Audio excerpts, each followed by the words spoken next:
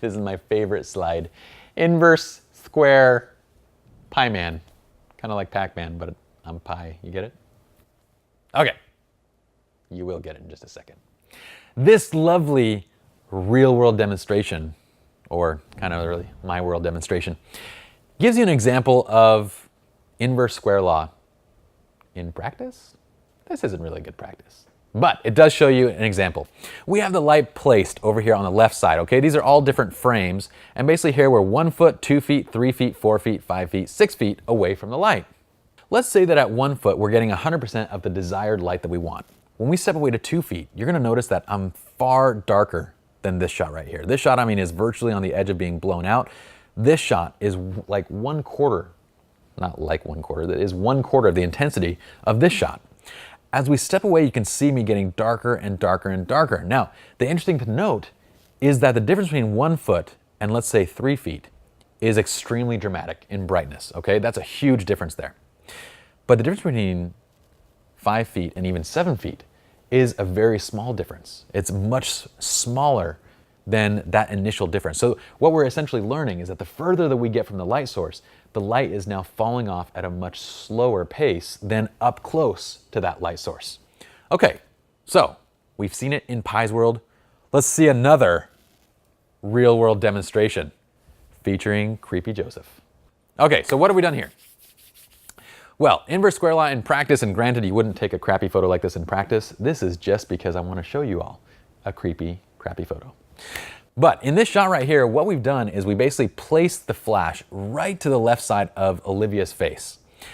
Joe's distance is roughly 1 foot from Olivia. Olivia's distance is roughly 1 foot from the flash, and this makes Joe's distance from the flash double what Olivia's is.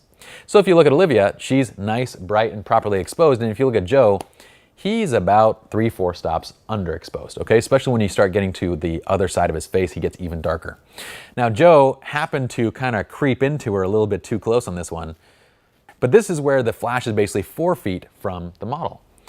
Now, what we've done here is all we're doing is we're adjusting up the flash power. Every time we take a step away, we have to adjust the flash power up to compensate because now the distance of the flash to the subjects is much further. But look, in this one, Joe was basically double the distance of Olivia from that flash.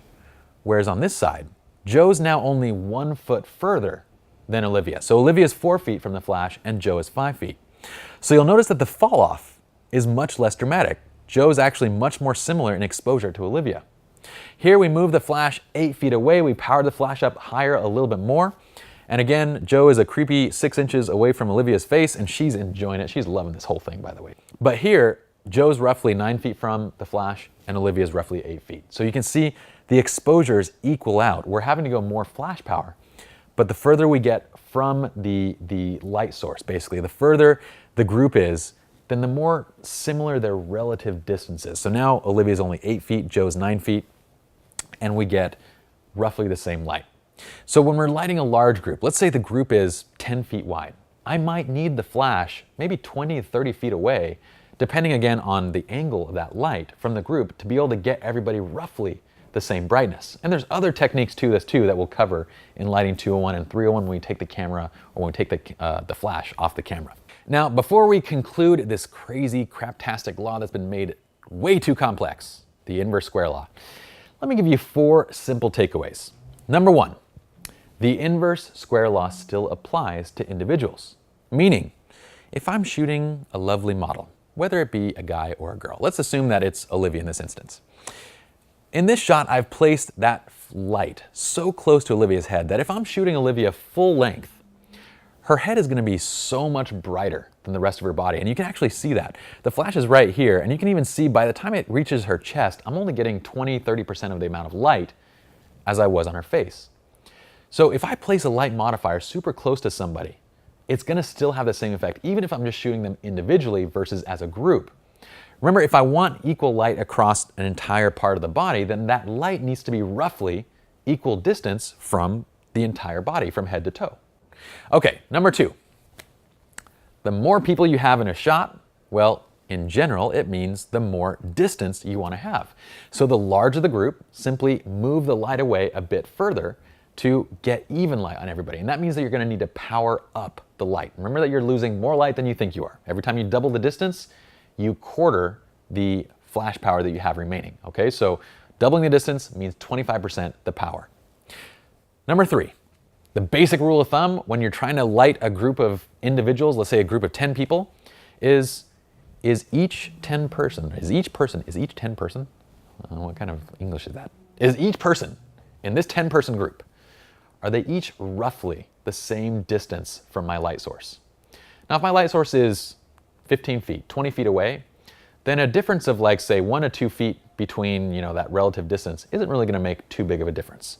But if we're talking about 20 feet from the light on one side versus 10 feet from the light on the other side, yes, you're gonna get 25% of the light on that side and you're gonna get 100% of your light on the other side, okay? So just remember, is everybody roughly the same distance from the light source?